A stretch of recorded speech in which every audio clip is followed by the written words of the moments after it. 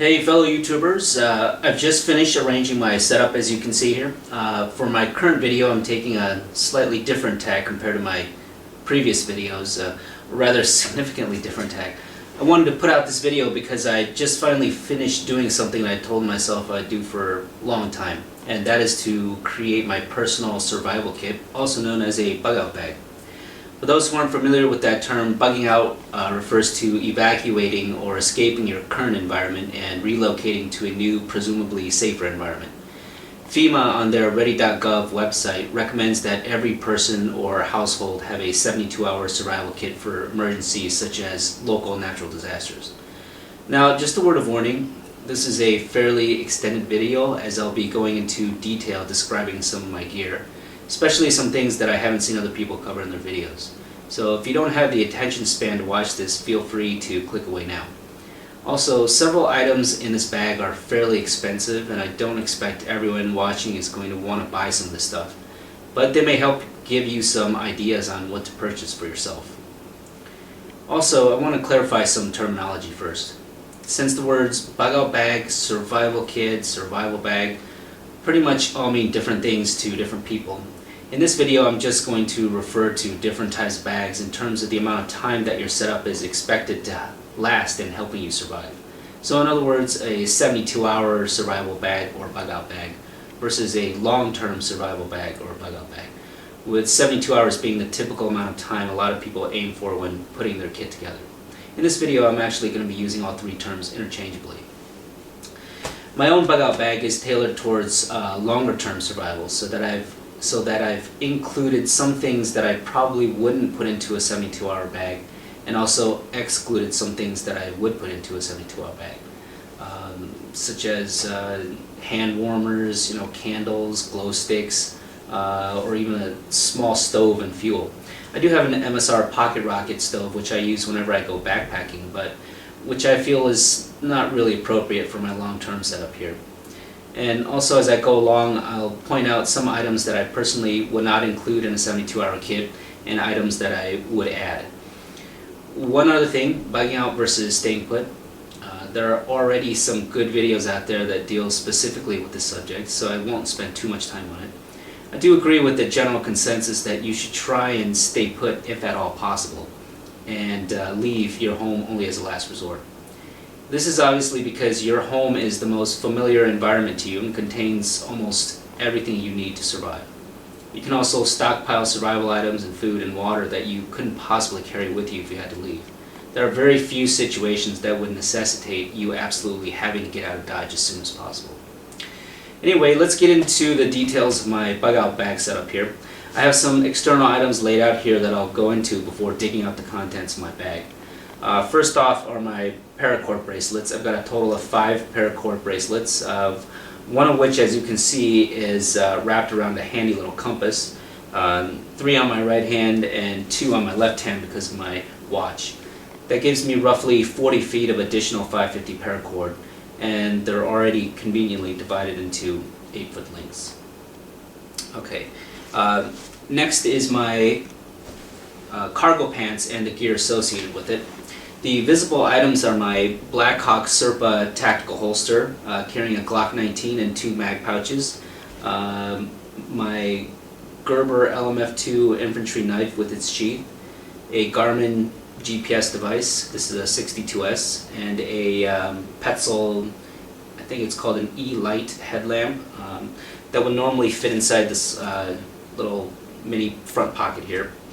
That is a Gen 3 Glock 19 included in my survival kit almost purely for the purpose of self-defense. For survival hunting I've got my AR-7 here, so I really don't need my Glock for that. I chose Glock because of its reputation for reliability and durability.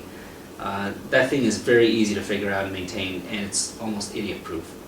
I chose a 9mm because the 9mm Luger has less of a kit compared to a lot of other handgun calibers, and also because it's probably the most common type of ammo out there. So buying rounds for it wherever I go has never really been a problem. For the same reason, scavenging ammo for this thing would probably be much easier than for any other caliber, save for possibly the .22 long rifle. That benefit could potentially become very useful in certain scenarios. Also, you can see that my holster and my sheath are located at the level of my thighs instead of at my waist. And that's because a backpack that has waist straps will pretty much monopolize all of the area around your waist, so that it basically becomes impossible to carry anything else at that level. So whatever you would have liked to wear around your waist, you basically have to shift it down to your thighs. The good thing about this holster and this sheath is that you can easily remove either or both of these very quickly with these straps, and I have this beaner here. If you have to detach them and stow them inside your backpack, such as if you're coming up to a police or military checkpoint during an evacuation and either don't want to freak them out or don't want to get your stuff confiscated. That is, of course, unless they single you out for a bag search. This is my Garmin GPS device. As I said, it's a 62S model. This device is set up to give me a rough topographical map information of the entire US and very detailed topographical information of the entire West Coast. And even if the GPS part stops working, I can still use the map stored in there. It's also a compass, barometer, altimeter, and you can use this to send data to another Garmin unit. Moving on to my knife. This is the, as I said, Gerber LMF2 infantry knife. It's a good solid knife for general use, though I believe it was originally designed as an ASEC blade. I think it's one of Gerber's finest products. I'm not going to do a full review on it, that's already been done elsewhere on YouTube, but I will point out all of its features briefly. As you can see, the blade edge is serrated all the way to the midpoint of the blade. There are 3 holes that you can use to lash the knife to a pole and turn it into a spear. The sharp butt end can be used to break glass, and if you put the knife in the sheath, the flat end here can be used as a hammer. The butt end or the pommel is also electrically isolated from the blade, which could be very useful if you have to saw through something electrically active. You don't have to worry about it shocking you. By the way, the sheath also has a built-in knife sharpener, which is a very convenient feature. Now, just a word about the number of fixed blade knives to put in a bug-out bag. In general, from what I've seen, the vast majority of bug-out bag videos have got it right on. These guys will pack 1 or 2 quality fixed blade knives in their bags. That's it, nothing fancy, nothing excessive. Some videos I've seen have like 4 or 5 or 6 or 7 or even 8 fixed blade knives in their bug out bags. They're like, this one's for skinning, this one's for filleting, this one's for bushcrafting, this giant jagged curved one is for self-defense, this one's for backup self-defense, yada yada. And I'm watching all this and thinking to myself, what are you doing? Let's get real. All you need is 2 fixed blade knives. That's it. You might even be able to get away with just 1, though certainly nobody's going to raise an eyebrow if you take 2, because frankly the knife is probably the most important single piece of equipment you can take with you into the wild. More important than any firearm even, in my opinion. The old adage, 2 is 1 and 1 is none, could easily apply to knives. If you have a good quality knife, such as those from K-Bar, Gerber, or maybe Ontario or SOG, you actually should not expect your primary knife to break at all. But in the very rare instance that it does, you can have a backup. But just because a knife is so important doesn't mean you should go overboard and start carrying an arsenal of knives around that's going to do nothing but unnecessarily weigh down your bag and take up space, and also make it look like you have some kind of cutting fetish. Your primary knife should be able to do almost everything that you need done in a survival situation. Again, all you need is 2. You could maybe justify 3, but 4 is definitely semi-retarded, and 5 or more is fully retarded. Never go full retard, just take 2. My backup is a Gerber profile fixed blade knife that I keep in the lid of my backpack here. It's a little smaller than this Gerber, and when I take it out you will immediately be able to see what it's primarily designed to do. Though it's also easily able to serve as a general purpose knife as well. And while I'm on the subject of knives, there are some survival knives out there that try to get real fancy. You know the kind I'm talking about. Their handles are cylindrical and hollow so as to carry some kind of matches or fishing line or whatever the hell they carry in there. My advice is to avoid those types of knives like the plague. Knives with hollow handles have a weak point right here at the guard, because that's where one piece of metal ends and another begins. These knives are not full tang, and they have frequently been known to snap right at the guard when the user is putting stress on the knife. You don't want a knife like that, something so untrustworthy. If you have one of those knives, do yourself a favor, ditch that thing right now and get a knife with a full or nearly full tang. A good fixed blade knife is definitely an item you shouldn't skimp on. Okay, moving on. This is Petzl, I think, yeah, it is the E-Light emergency headlamp. I prefer this particular Petzl because of the waterproof case, compact size, and lightweight, and the fact that it has a little swivel mount and has several modes, including red light modes that help you preserve nighttime vision. In each pocket of my cargo pants, I have these MTM ammo wallets. Instead of carrying a giant brick of ammo like this thing here, you can distribute the weight and volume of your ammo into these easily carried ammo wallets and stuff them into your pockets. I have 4 of them. You certainly couldn't carry this brick with you in your pants pocket, meaning you would have to put this in your backpack, which would add more weight to it. And this thing is not light. When I weighed it full, it was almost 3 pounds. Whatever you can do to take weight off your back and your shoulders and redistribute it to your waist and your thighs is a good thing, and something you should try to do if you can. Your shoulder muscles especially are relatively weak and easily tired compared to your core muscles. Your core muscles being the ones in your lower back, abdomen, and pelvis. So do yourself a favor and lighten the load on your shoulders. I've got 1 ammo wallet in each of 4 pockets. The other 3 each hold 100 rounds of .22 long rifle, but this one contains 18 rounds of 9mm Luger, and these are all jacketed hollow points.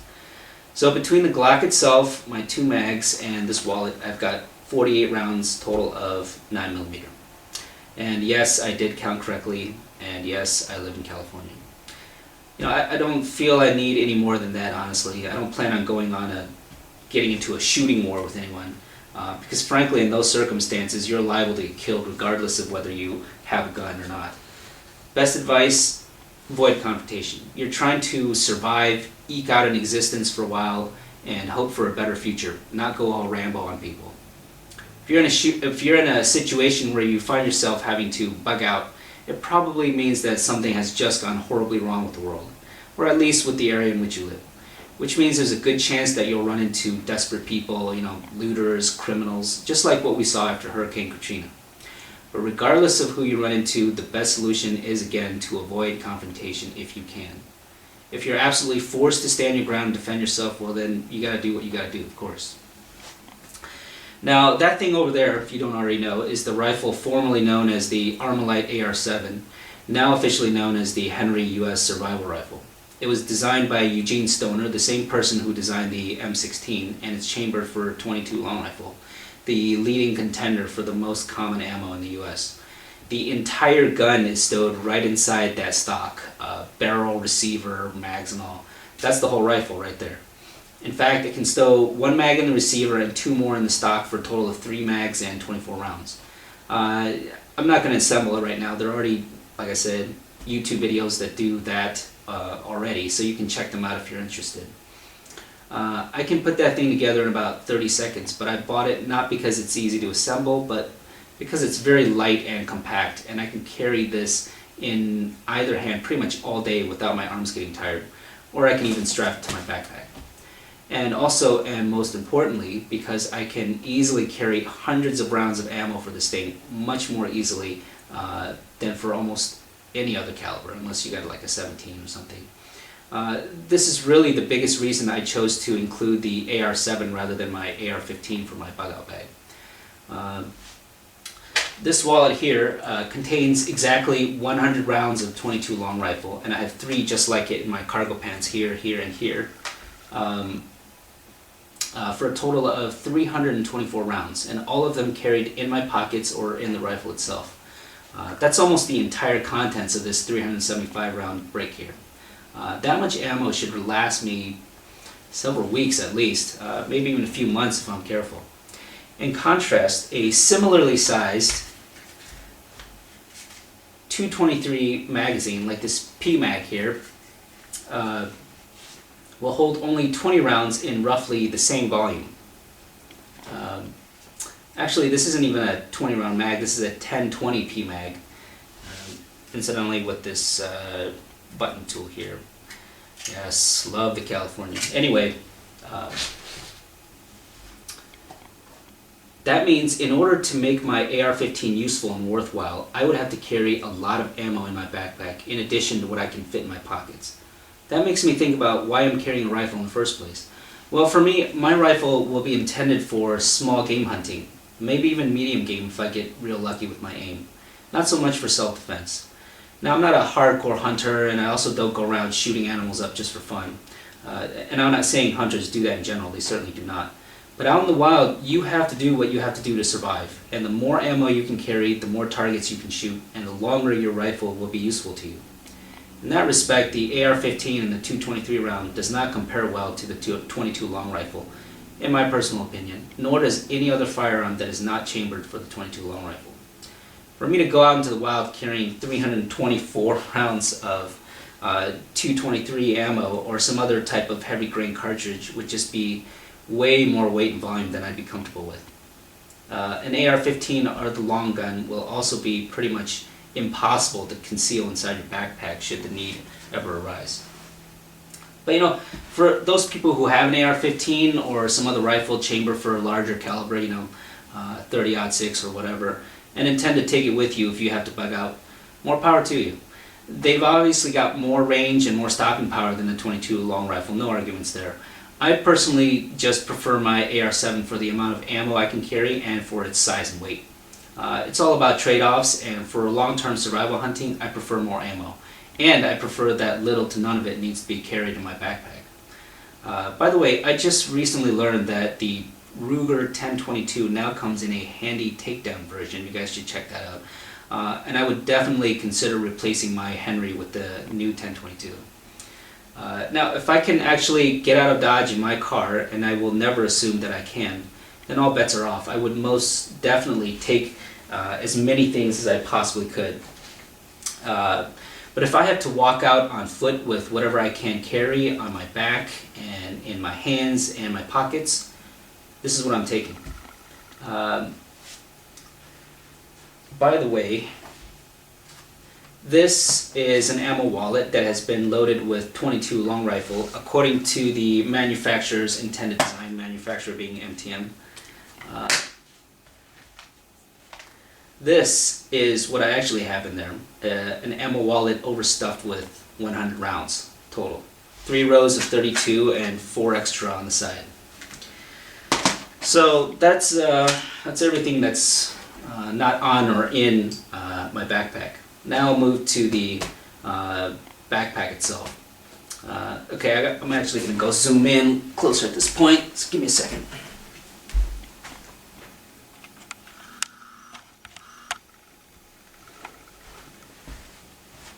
All right.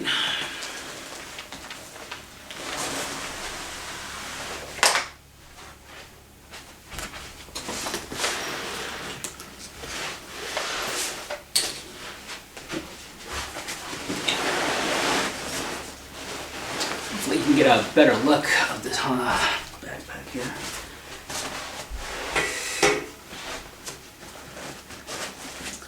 All right. This is the Arc'teryx Bora 95 backpack.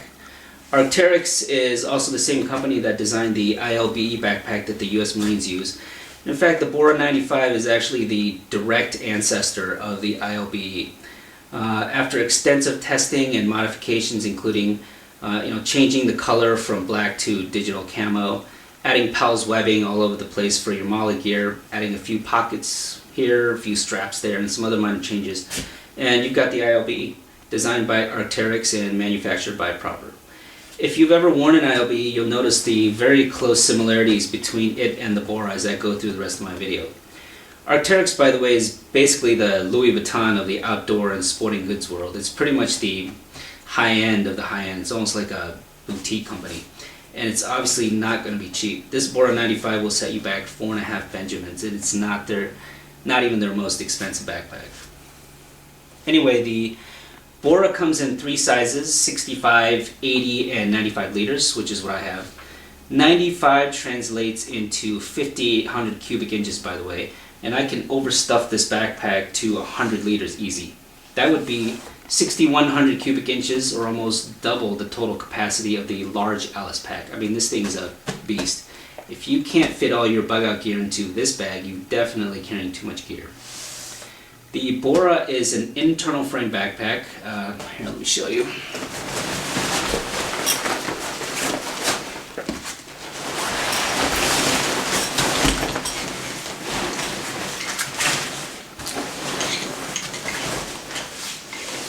Meaning that the structural support is on the inside of the backpack.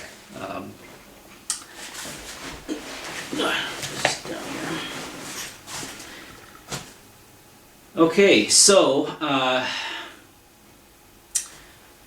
the backpack the frame of the backpack consists of 2 strips of aluminum that run down the backside, serving to give the backpack some rigidity and helping to reduce the weight of the backpack.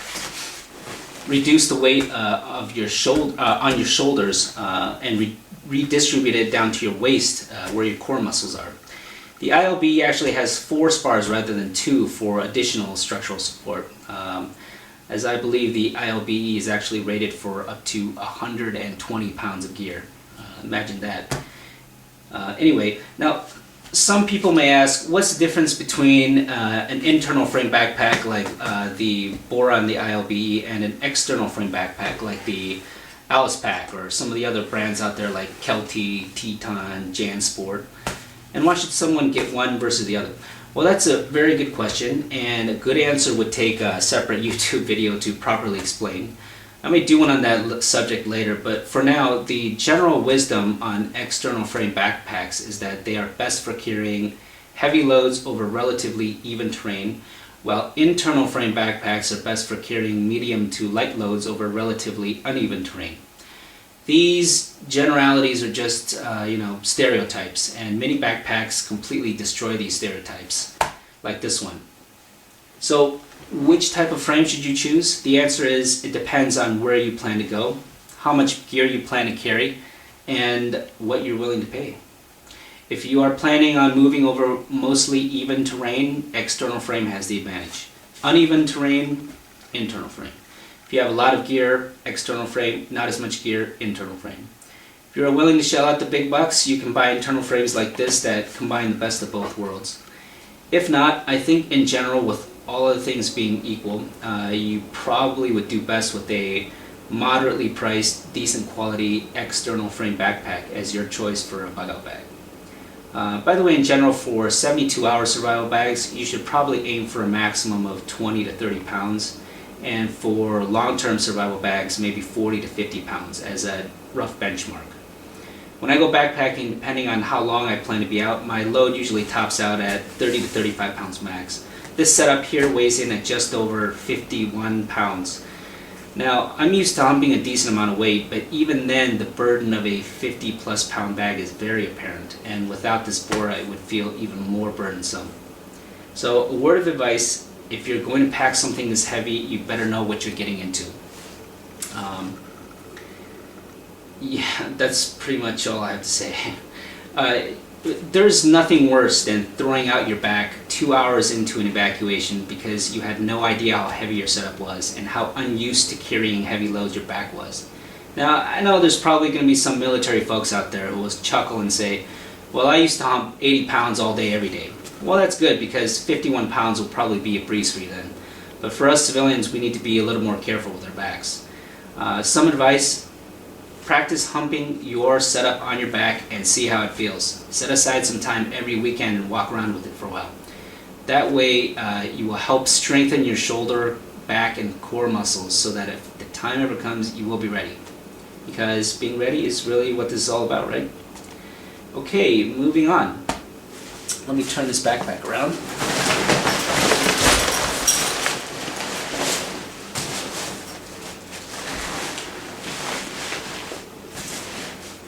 On the outside here, you can see I have 4 beaners, 2 on each side. These Black Diamond Neutrinos are real climbing carabiners rated to 500 pounds of force.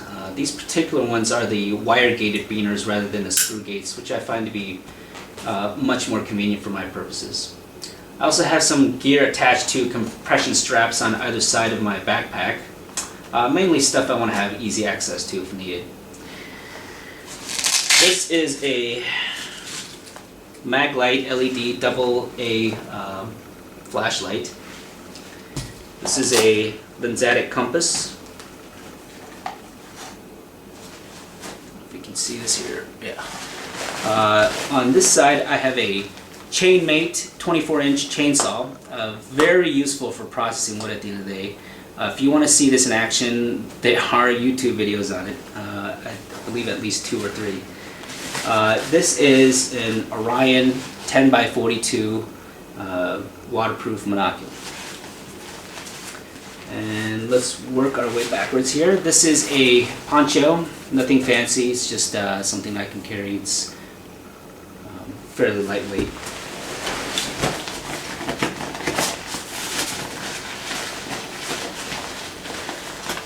This thing here is a Ultrasil pack cover. The one thing that I don't like about the Bora series is that they only come in blue and black. The black really soaks up sun in the middle of the summer, and the blue is just horrendously ugly, and you can see it from a mile away.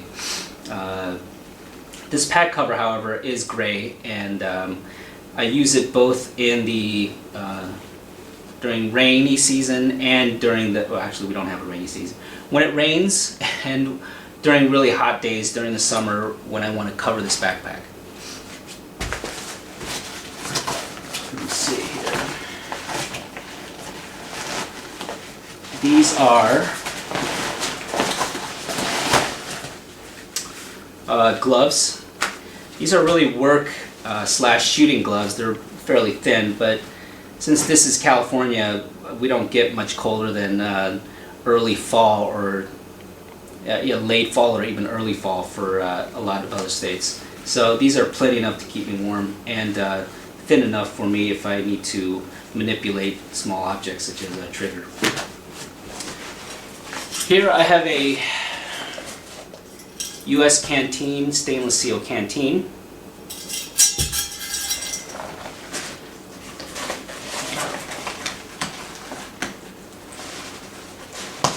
This is a very neat little thing. This is a combination, let's pull it out for you. Combination bucket hat and mosquito net. Now, if you don't need the mosquito net, you can just tie this up and it becomes a regular bucket hat. Otherwise, you can drop it down over your head and it becomes a bucket hat and mosquito net. Very convenient. Let's see, what else do I have here? Let me see, that's about it. Oh, here. I don't know how well you can see this, but this is an Ozark Trail multi-function whistle. I have been very pleasantly surprised by this thing here. It's one of the very few cheap items you can buy that's actually extremely useful. It's a combination whistle, compass, magnifying glass here, you can push it out, and thermometer. It's a great value. Let me see, I think that's it. Okay, so let me move to the anterior compartment.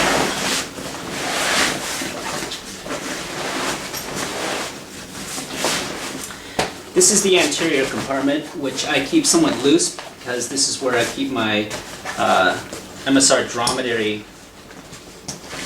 water bladder. It's a 4-liter capacity. Just this.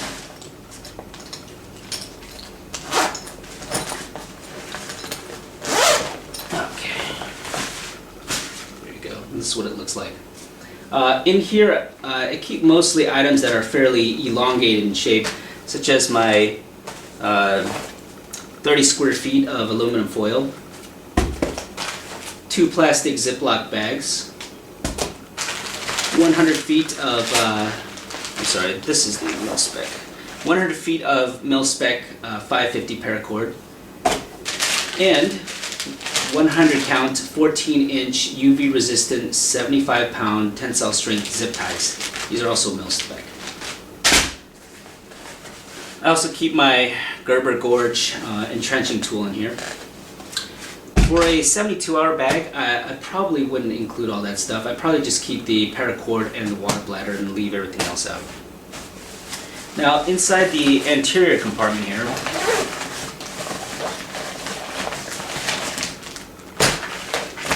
I have this Quick Tech waterproof bag, which you open and close with these little knobs here. This bag contains the SAS Survival Guide in miniature format. I see some people bringing novels to read to pass the time, but personally I think in a survival situation, brushing up on your outdoor skills with the survival guide would probably be more useful than reading War and Peace or Anne of Green Gables. Anyway, this is a pack of cards with instructional information on edible wild foods printed on the cards. One food for each card. I don't know how well you can see this, but this is a Write in the Rain writing pad. It can basically write when it's wet.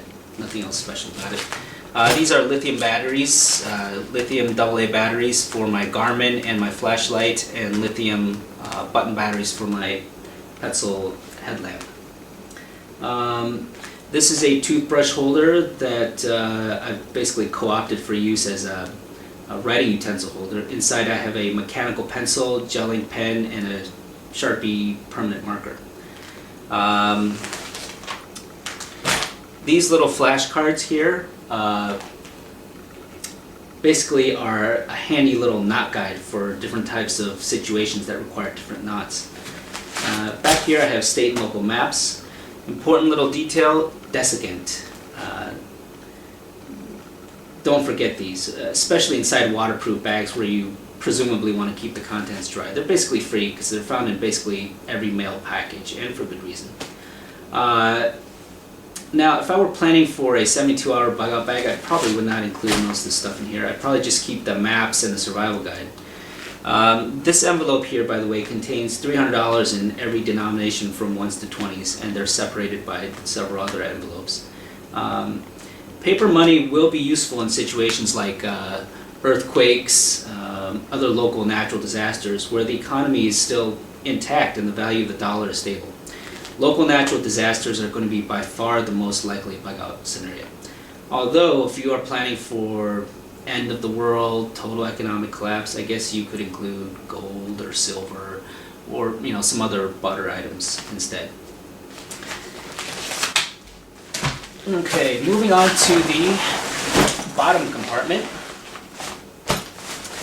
This is actually part of the main compartment, and it's separated from the rest of the main compartment by an optional bag, which I have chosen to utilize. By the way, the Bora is water resistant and its zippers are designed to be watertight, but it is definitely not waterproof. I don't know if you can see this little gap right here, but it's basically impossible to close no matter how tightly you squeeze these zippers together. But anyway, in this bottom compartment, I have a 10-liter dry bag and a 20-liter dry bag. The 20-liter dry bag weighs in at 3.6 pounds total. Inside I have the Swiss Sport ultra compactable 20-degree Fahrenheit sleeping bag. Although reviews say this is more of a 30-degree sleeping bag. I haven't tested it out yet, so I wouldn't know. But again, this is California. It does have its uses. California has, great sun, and it's very, very rarely cold unless you're up in Tahoe. And if the sleeping bag is insufficient, I also have a durable Mylar blanket in the lid that I can use to supplement this sleeping bag. Inside the 10-liter sleeping bag, I have this Cocoon inflatable sleeping pillow. This weighs almost nothing, so very easy for me to include.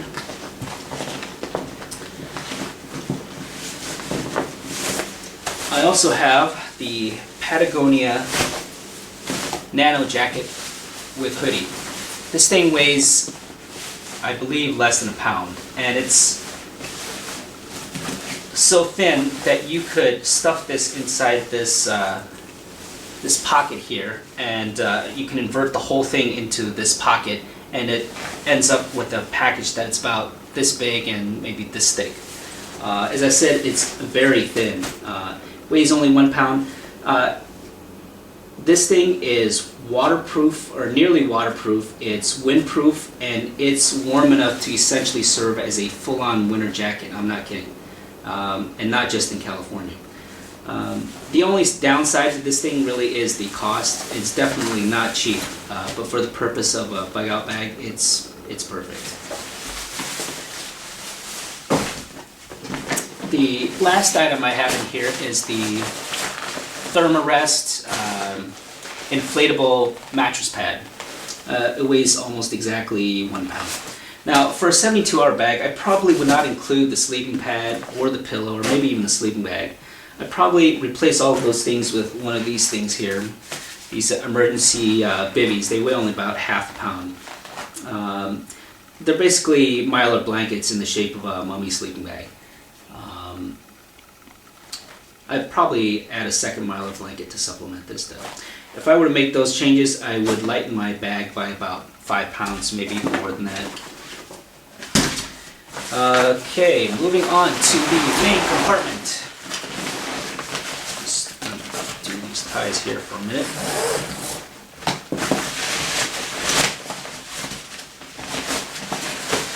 The Bora, by the way, has a side zipper access. Hopefully you can see this.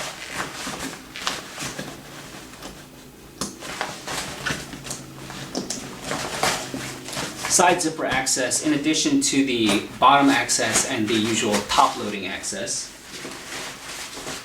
And if I open this up, I have these items immediately inside. This is the Katadyn pocket microfilter with an additional carbon cartridge. It's probably the best microfilter out on the market, and probably also the most expensive. It filters down to 0.2 microns, which will keep out most bacteria and protozoa, including the most common waterborne pathogens, as well as some viruses, and it's silver impregnated for additional antimicrobial activity. It claims to be able to filter up to 13,000 gallons of water before it needs to be replaced.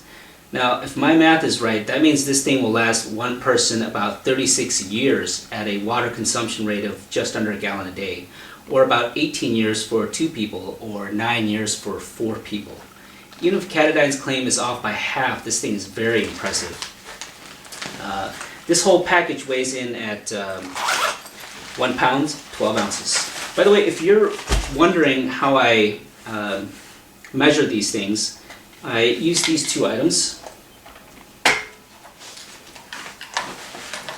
This is the Ozeri kitchen scale, and this is the Eat Smart, I think it's called, yeah, Eat Smart luggage scale.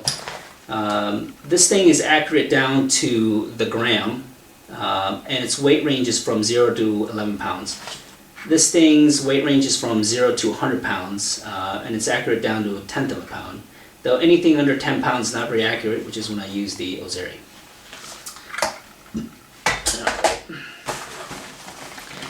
Next thing in my pocket, I also keep my AquaQuest one-man bivy tent.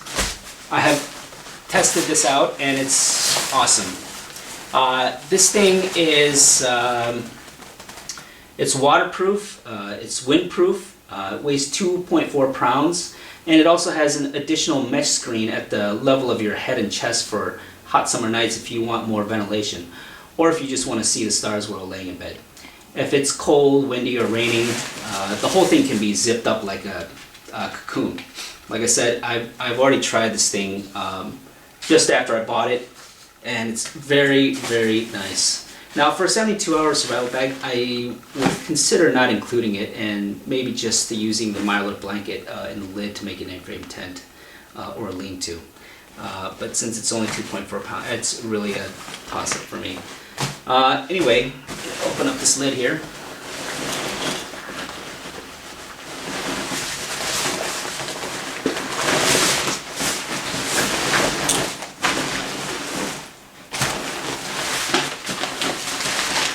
This is Sea to Summit Ultra Sil stuff sack. I keep all my food items and only my food items in here, so that this bag is basically the only thing I need to hang up at night. It weighs 4.4 pounds total with this setup in here. Inside I have 3 Mountain House meals: rice, chicken, beef, fried chicken. Anyway, I have 1 SOS Labs 3,600 calorie emergency food rations, and I have an MSR Titan titanium mess kit with a titanium spork inside. This setup gives me 6,300 calories total, or about 2,100 calories a day for 3 days. Just as a note, if you are an average 160 to 180 pound male and you're humping something like this bag around in the woods for about 7 to 8 hours a day, you're consuming somewhere in the range of 2,500 to 3,000 calories a day. If you're a lot bigger than that and or you're doing a lot more active things, you could be looking at 4,000 or maybe even 5,000 calories a day. So this will get you through the short term, but will possibly not be able to meet your daily caloric needs depending on what you're doing. If that happens, you will start losing weight right after the first day. To be honest, that's not necessarily a bad thing for a lot of people, but obviously it can't go on forever, which means you'll need to find additional sources of food as soon as possible. Now, a lot of people don't think about the nutritional value of food when they're putting their bug out bag together. They'll just throw in whatever sounds like would be tasty. As an experiment, I watched several videos and did a calorie count based on all the food that people presented. And the lowest calorie count of all the videos that I counted was a shocking 600 calories or thereabouts. And this was presented as being enough food for 3 days worth of solid meals. In reality, 600 calories is like a single meal. Now, I'm not going to say that was, but I do want to strongly emphasize that you need to be aware of how many calories you're actually putting into your bag. By the way, don't worry about the protein content in your food. At least in the short term, calories are the most important consideration. Now, it is definitely true that you can survive for about 3 weeks without food, and for this reason, some people choose to skimp on the food. But if you are making especially just a 72-hour bag, there is really no reason that you can't include enough food for a very reasonable cost and weight and space to meet at least most of your daily caloric requirements. You just have to pick the right foods. And what are the right foods? The ideal bug out food is something that is simultaneously energy dense, non-perishable, and has durable packaging. Emergency food bars and dehydrated food packages satisfy all of these criteria. Items like ramen noodles and Snickers bars satisfy few or none of these criteria. Now, I know people love to stuff a bunch of Snickers bars or Mars bars or whatever into their bug out bags. And as much as I love Snickers bars myself, I would definitely not put that stuff into a survival bag. Those things are somewhat energy dense, but whoever puts that into their bag and has to evacuate during the middle of the summer is going to regret it very soon. And if you take a tumble or the contents of your bag shift and your Snickers bar goes splat inside your bag, you're going to be licking off chocolate off the inside of your bag for dinner. And you also may have just put yourself in danger, because some bear is going to catch a whiff of that caramel, nougat, and peanutty goodness coating the inside of your backpack and come looking for a Snickers-sized snack in the middle of the night, only to luck out and find a human-sized snack instead. As far as MREs go, don't put them in your bug out bag. That's my advice. MREs are bulky and heavy. Space and weight are critical in a bug out bag, and MREs are some of the least energy dense food packages you can put in your bag. Don't believe me? Here's an MRE. Here's emergency food bars. Look at them side by side. These weigh almost exactly the same. The MRE is actually very slightly heavier.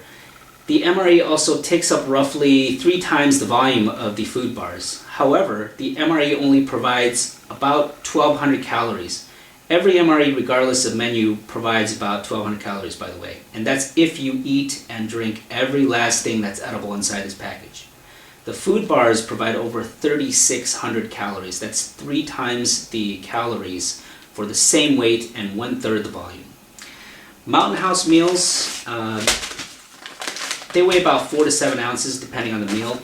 And these rice and chicken meals provide about 840 calories. So 2 of these meals will provide almost 50% more nutrition with almost half the weight and less volume compared to an MRE. If for some reason you feel you must absolutely include an MRE because it's what the military uses or for whatever other reason, at least field strip these things down before you put them in your backpack. A significant portion of the weight and bulk of an MRE is in the packaging, so as much of that as you can ditch is a good thing. Or you can just not put them in your bag at all. The U.S. Army's First Strike ration, if you can get your hands on that, is much more along the lines of what you would want to be packing if you're looking for military-style rations. That thing is designed to be light, compact, and calories dense, perfect for a bug-out bag. I believe it will provide you about 2,900 calories, or basically an entire day's worth of nutrition, in a single package that's only slightly larger and heavier than an MRE. The only problem with First Strike rations is that they are, at least for now, very hard to get stateside. And of course they are still not anywhere near as dense as emergency food bars. As I mentioned earlier, this is my MSR Titan mess kit, all titanium construction. Total weight, including all the extra goodies inside, 1.3 pounds. I've also included a titanium spork here.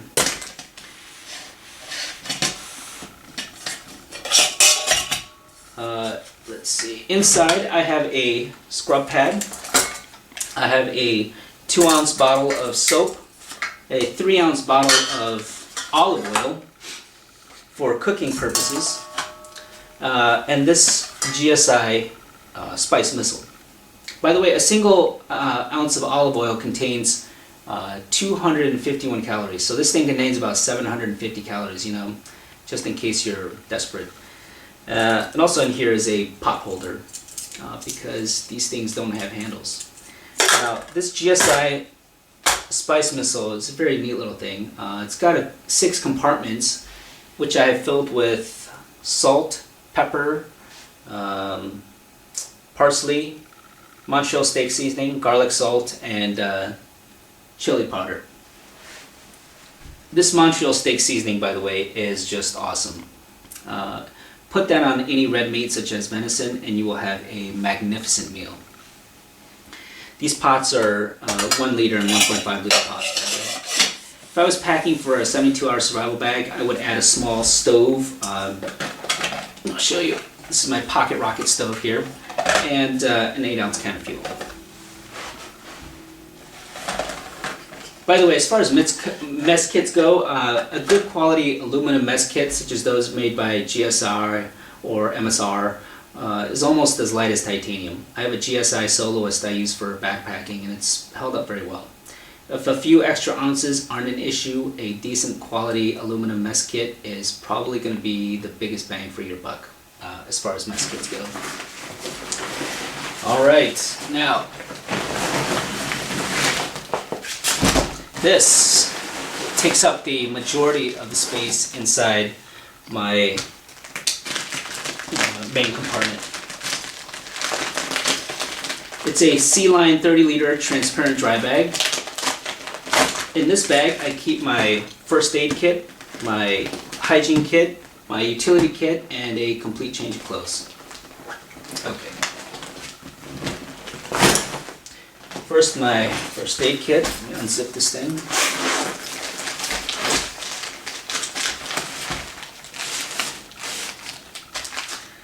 This is the Adventure Medical Kit's Weekender First Aid Kit. They also make a Day Tripper First Aid Kit, which is small and lighter and what I would choose over this larger version if I were making a 72-hour bug-out bag. The total weight of this kit, including all the extra stuff I crammed into it, is 2.6 pounds. This is a skin stapler with a staple remover. It contains 30 staples total. My philosophy is if you can't close a wound with just a skin stapler, bandages, quick clot, and pressure out in the wild, you're probably going to die. Some people keep tourniquets, like this thing here, in their bug out bags, but I don't. In my opinion, if you sustain a bleeding wound out in the wild that only a tourniquet can stop, you are probably going to die. A tourniquet is always a temporizing measure, with the assumption that you are on your way to an emergency department. If you cannot reach a hospital within several hours of a tourniquet application, your impending demise is almost guaranteed, especially once the extremity with the tourniquet on it starts dying off from lack of blood flow and starts becoming gangrenous. In a long-term bug-out situation, the chances of receiving prompt emergency medical care are slim to none. That's why I keep this in my long-term survival bag instead of this. For a 72-hour bag, it might possibly be justifiable to include the tourniquet. I do include this thing in my glove compartment, however, of my car. As I said before, I've included a quick clot bandage. Most of you know what that is, along with extra burn gel, extra steri strips, extra antibiotic ointment, some extra moleskin, and I also have potassium iodide. By the way, if you end up getting a lot of small superficial cuts during your time out in the wild and you end up running out of antibiotic ointment, you can use a small amount of honey applied directly to the cut if you can find some or have some. Honey is bacteriostatic, which means it inhibits bacterial proliferation and can help buy you time while your own body mounts a defense. Now, regarding potassium iodide, let's be clear on what it does and what it does not do. I see some people talk about this like it's some kind of magic shield against radiation poisoning. Well, that's just not true. Potassium iodide does absolutely nothing to protect you from acute radiation poisoning. What potassium iodide does do is reduce the chance that you will develop thyroid cancer or other thyroid disease in the future from a current radiation exposure. It will do absolutely nothing to protect any other organ from either the short-term or long-term effects of radiation.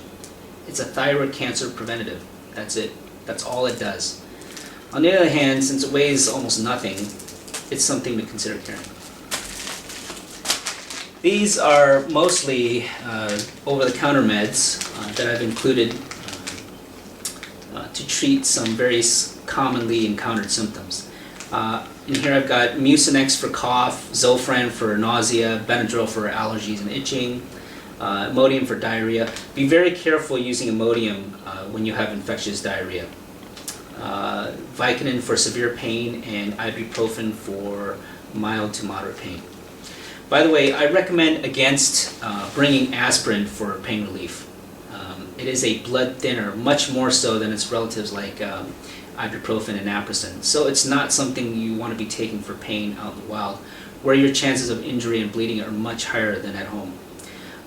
This is exactly how much aspirin I've got in my first aid kit. And that's only for somebody having a heart attack. And it's used in heart attacks precisely for the reason that it's a blood thinner. You can also tailor these meds for your own needs. If you have heartburn a lot, including an acid, constipation, including a laxative. As for snakebite kits, I don't have one. Studies indicate that they do not work and could make your injuries worse. If you get bitten by a poison snake out in the wild, you either live or you die, and a snakebite kit will do nothing to change that. These are the 4 antibiotics that I would choose if I could only take 4 with me. Even with all the various disease resistance patterns across the US, these are good choices in my opinion. I've got Augmentin, levofloxacin, doxycycline, and metronidazole. If I wanted to include more, I would consider adding clindamycin and Bactrim, also known as Septra.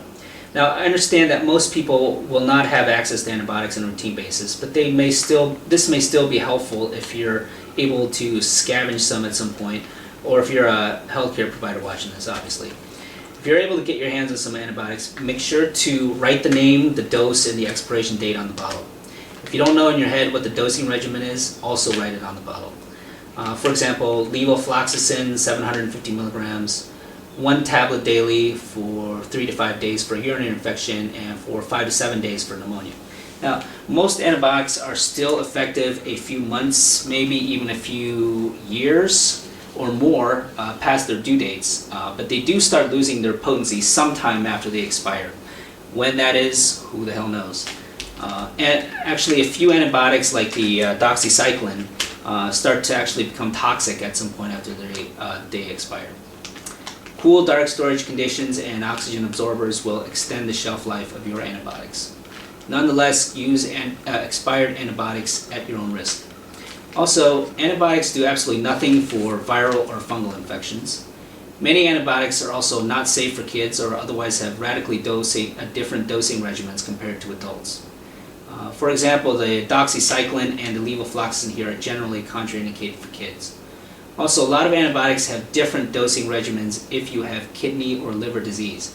If these diseases are not accounted for while dosing, antibiotics can build up to toxic levels in your blood.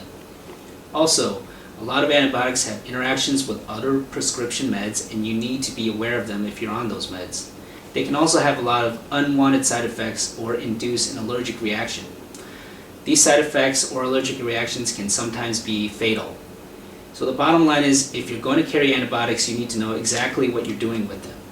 I see some people pulling a bottle of something out of their bug-out bags that they got online for their pets and saying, "This here is my antibiotics."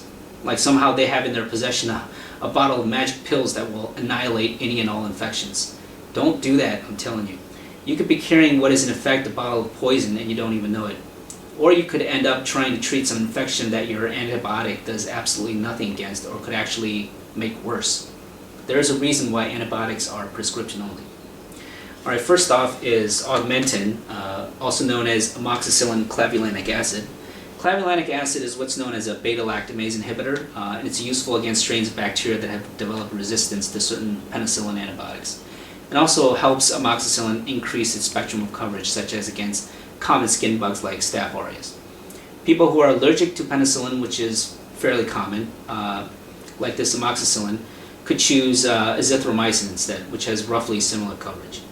Also, if your allergy is mild, you could probably get away with choosing a close relative of the penicillins, like cefalexin, which goes by the brand name Keflex. Augmentin is good for the empiric treatment of various skin infections, as well as pneumonia, sinusitis, ear infections, and some urinary infections. This would be my antibiotic of choice for skin infections or the prophylaxis of skin infection if I have a large wound or sustain a bad animal bite or something like that. By the way, if you ever get bit by a human to the point of skin breakage, you must take antibiotics or the wound will most likely get infected. Whereas if the wound is from an animal that is not extensive and is relatively shallow, you could probably get away with not taking antibiotics. It is a scientific fact that we have dirtier mouths than almost every other animal out there. Think about that the next time you brush your teeth. Okay, next is levofloxacin, which has a very broad spectrum of coverage, much broader than ciprofloxacin, an earlier generation antibiotic in the same family. Although I have to admit it is far more expensive than Cipro. Its forte is urinary tract infections and community-acquired pneumonia, and is my first choice for either of those. But it's also very useful for the treatment and prophylaxis of inhalational anthrax, as well as pneumonic and septicemic plague. It can also be used for some skin infections and sinus infections, as well as infectious diarrhea due to bad food. It can also treat TB in a pinch, but it's definitely not recommended as long-term monotherapy for it because TB will eventually develop resistance to levo if used alone. Next is doxycycline. Not my first choice for most types of infections nowadays, and I rarely use this in the hospital anymore. But I keep it mostly because it has several almost unique uses. In addition to being used for skin, respiratory, and urinary infections, it's also effective against anthrax, like the levo. And along with quinolone antibiotics, like the levo, it is the first choice of treatment for mass casualty scenarios involving the plague, such as you might see from a bioterrorist attack or a pandemic. It's also uniquely useful for the treatment of Lyme disease and Rocky Mountain spotted fever, both of which are tick-borne diseases. Lyme disease is most prevalent in Minnesota, Wisconsin, and the northeastern United States. Rocky Mountain spotted fever is somewhat of a misnomer, and it's actually most prevalent in the states just north and south of the Mason-Dixon line, as well as the eastern seaboard. If you live in one of those areas, consider packing this antibiotic if you're able to, especially during the summer. And of course, learn or review the signs and symptoms of Lyme disease and Rocky Mountain spotted fever. Doxy is also one of the few oral agents that can treat MRSA infections, and it will shorten the duration and severity of cholera, for which the mainstay of treatment is actually hydration and time. Finally, we have metronidazole, which goes by the brand name Flagyl in the US. This agent is indicated for the treatment of many anaerobic infections, namely those that are deep inside your body where oxygen is not present, such as gastrointestinal or pelvic infections. If you drank bad water and are now developing massive diarrhea, this is the go-to antibiotic. It will kill many of the most common waterborne pathogens present in untreated water, including bacteria and protozoa, but not all of them. And to be honest, if you get bad infectious diarrhea out in the wild and you're not sure whether it was from bad water or bad food or both, I would probably consider a combination treatment with both the Levo and the Flagyl at the same time, just in case. However, if you try and treat your diarrhea with any other antibiotic, you will probably make your diarrhea much worse. Almost all antibiotics disrupt the normal healthy bacterial population of your gut and can cause what's known as an osmotic diarrhea just by the fact of you taking antibiotics. Some antibiotics also have a greater propensity than others for killing off most of the resident, symbiotic helpful bacteria that normally live in your gut, and thereby allowing any foreign harmful bacteria to spread without any competition for nutrients and real estate inside your gut. This is the mechanism by which the organism Clostridium difficile causes serious GI infections, which sometimes end up being fatal. In summary, antibiotics are a mixed bag. They can be very helpful survival tools, but if you have them, be sure to know exactly how to use them. Otherwise, they could harm or even kill you. Alright, that's my public service message for antibiotics. Okay, moving on. Next is my hygiene kit. This is a Victorinox hanging hygiene kit. This bag weighs in at a hefty 3.9 pounds. In this side pocket, I have bug spray and sunblock. In this side pocket, I have toothpaste, toothbrush, razor, and shaving cream. In the main compartment, I have a whole bunch of stuff. I have a 4-ounce bottle of camp soap. This can be used to, wash my body, wash my hair, basically wash anything. 2-ounce bottle of hand sanitizer. This will light up and burn for a while, by the way, if necessary. Chapstick, package of floss, plastic toothpick way down there, and Tiger Balm. For those of you who don't know what Tiger Balm is, it's good for the relief of insect bites, headaches, stuffed noses, and sore muscles. This is a small towel. This is a bar of soap, obviously. This is the Not a Bag dispenser. It's basically one long cylinder of plastic that you can break off and tie the ends off of and create small plastic bags with. Here I've got 6 rolls of toilet paper in 2 Ziploc waterproof bags. They also come with handy dispensers, which is very convenient.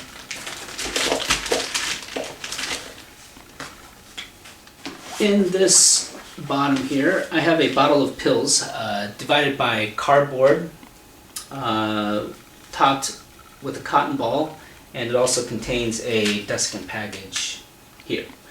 This little package is very useful to have during a long-term survival situation. There are not many sources of sodium out in the wild, which this is 1 gram salt tablets. These are multivitamins. If you have to bug out there in the summer, you will be losing a lot of it through your sweat. You lose other electrolytes in your sweat, of course, but you lose sodium the most. That's why animals are particularly attracted to salt licks, because they're so rare out in the wild. If you have heart failure, liver cirrhosis, or chronic kidney disease, however, be very careful with salt tablets, otherwise you can end up looking like the Michelin Man. You can also crush these and sprinkle them over your food, because after all, it's pure salt. The multivitamins are, pretty self-explanatory. In a situation where you're down and out and have had very little to eat for weeks or even months, multivitamins can provide a vital source of essential nutrients. Anyway, as far as the hygiene kit goes, for a 72-hour bag, I would probably just take the bug spray, sunblock, one roll of toilet paper, chapstick, and my toothbrush and toothpaste. And I put them in a plastic Ziploc bag rather than this large hygiene bag. And everything else would stay behind. That would shave off almost 3 pounds off the weight of my bag.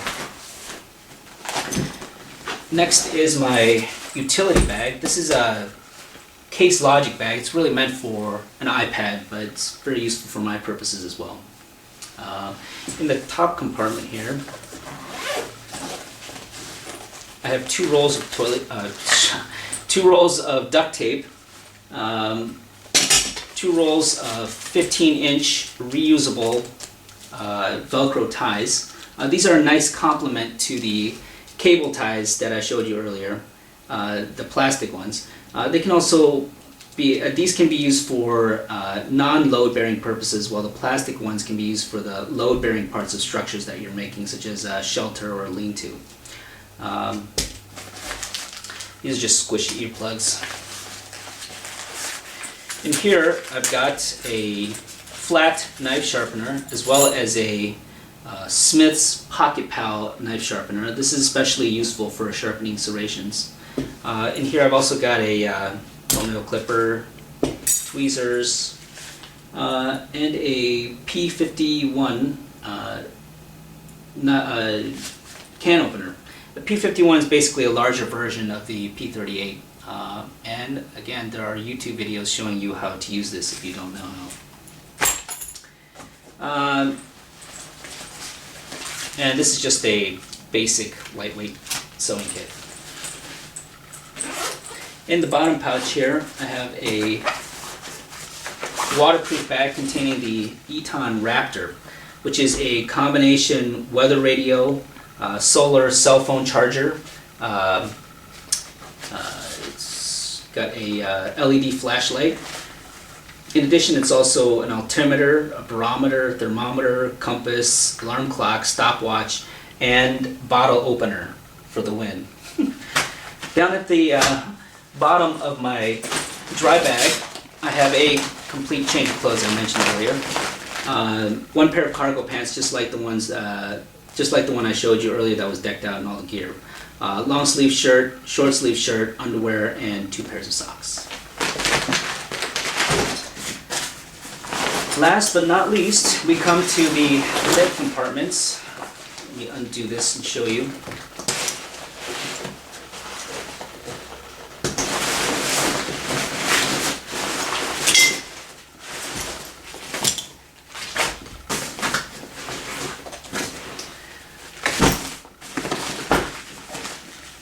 Now, the lid is the one reason I chose the Bora over the other Arc'teryx backpacks, as I believe this is the only model where I can completely remove the lid and use it as a fanny pack by unclipping all 4 of its clips, 2 in the front, 2 in the back, and taking out this strap here with a built-in buckle that's conveniently tucked inside this bottom pouch. I'm not going to take this out because it's a pain to stuff back in. But if for whatever reason I'm no longer able to carry this backpack, such as if I sustain an injury such that I can no longer carry 51 pounds of gear, or I'm trying to outrun a forest fire, or I'm being hunted down by assassins or men of low character, then I can just unclip the lid from the rest of the backpack, slide out this belt, buckle it around my waist like any fanny pack, and keep going. This lid weighs a total of 8.4 pounds with everything in it. It's like a mini bug-out bag.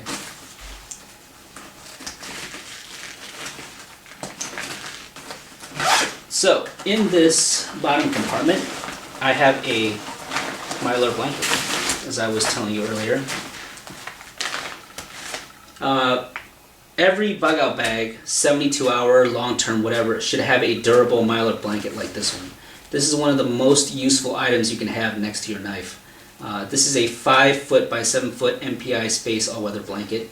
It will retain 80% of your radiated body heat. It's windproof, it's waterproof. You can use it as a clean working surface or sleeping surface, as an emergency raincoat, emergency blanket, a liner for your sleeping bag, a windbreak, a morning dew collector, and because it's grommeted, you can use this to make an A-frame tent or lean-to and set it up as a heat reflector for your campfire. Cheap space blankets, like I will show you here, like this thing, they come in nice little packages, but they will almost rip if you breathe on them the wrong way.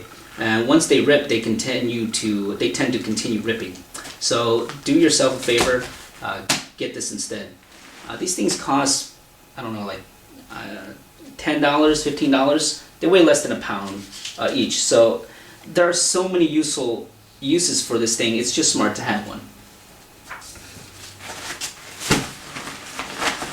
This is the knife, my backup knife, as I was mentioning earlier.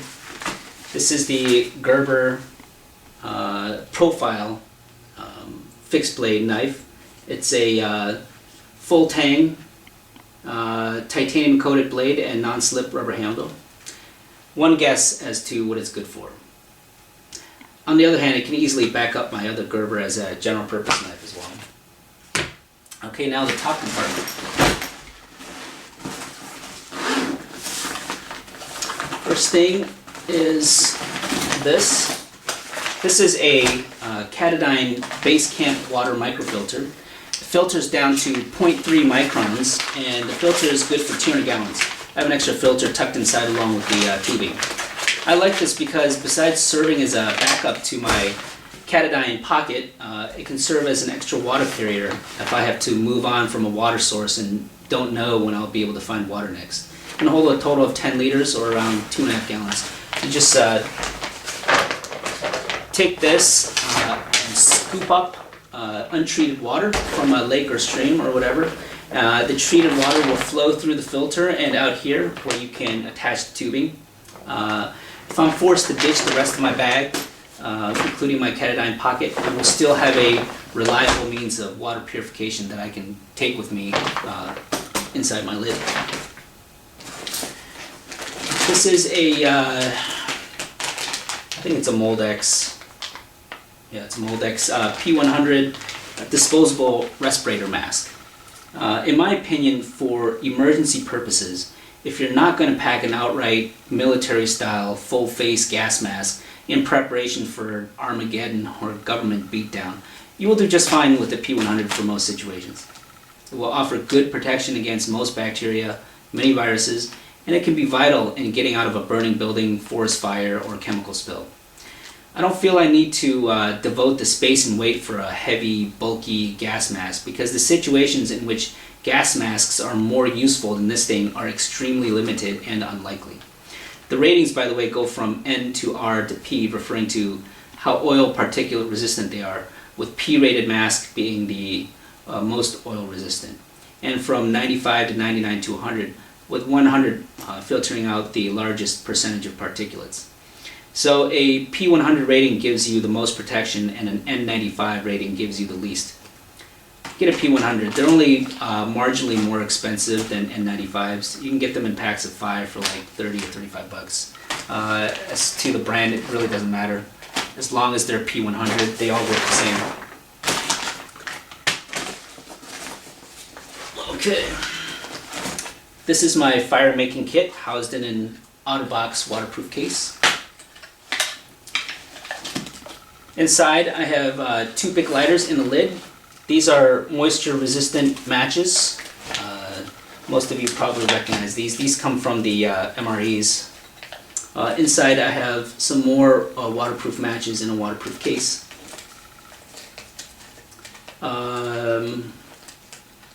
This is a ferrocerium rod and striker. By the way, it is pronounced ferrocerium, not ferrocium.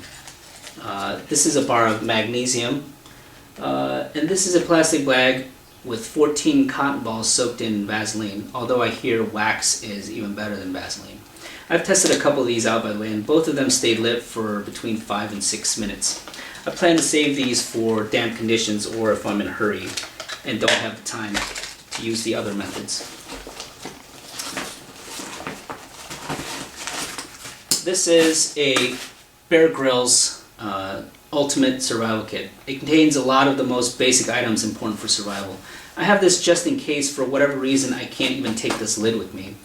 In that case, I can just put this wallet-sized thing in my pocket and keep going.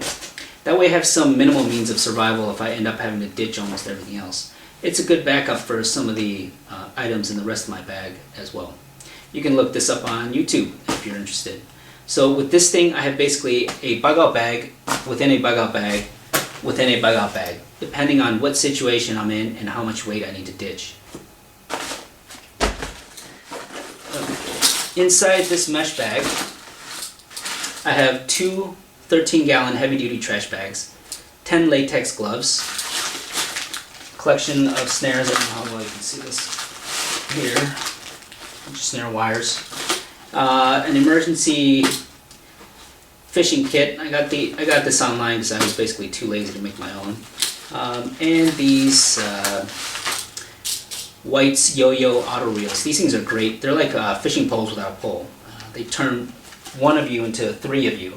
So you can use your fishing kit and string these up under branches overhanging water, or you can create a stick and make your own overhanging branch. And you can just basically leave this alone, bait it, and come back in a few hours and check it. These things work great. Highly recommended. Again, they're also on YouTube if you want to check it out. Let's see here.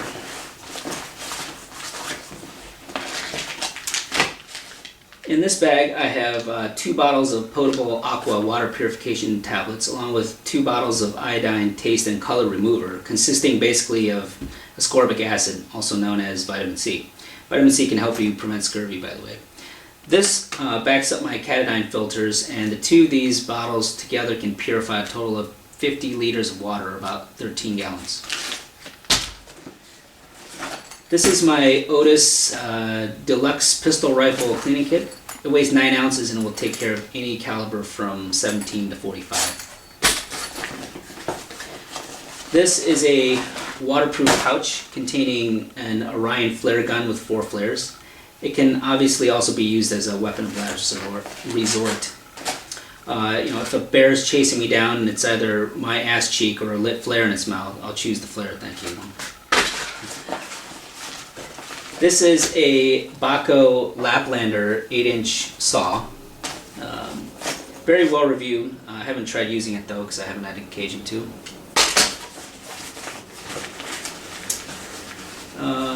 This is a signal mirror in a pouch. I don't remember what brand this is though. It's a 3x5 mirror.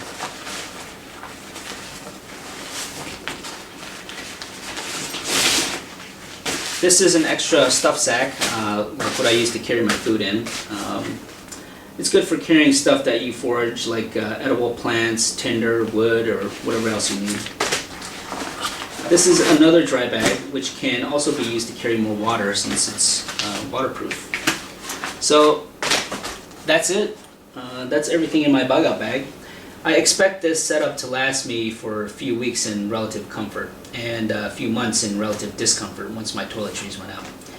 I could possibly even live on this setup indefinitely, depending on availability of food and water in the area and on how well I can avoid disease and injury. Well guys, I appreciate you sticking it out with me until the bitter end. I know it's been a long video, and I hope you find my ideas helpful for stimulating your brain to think about how to pack your own bug-out bag. Thanks for watching, guys.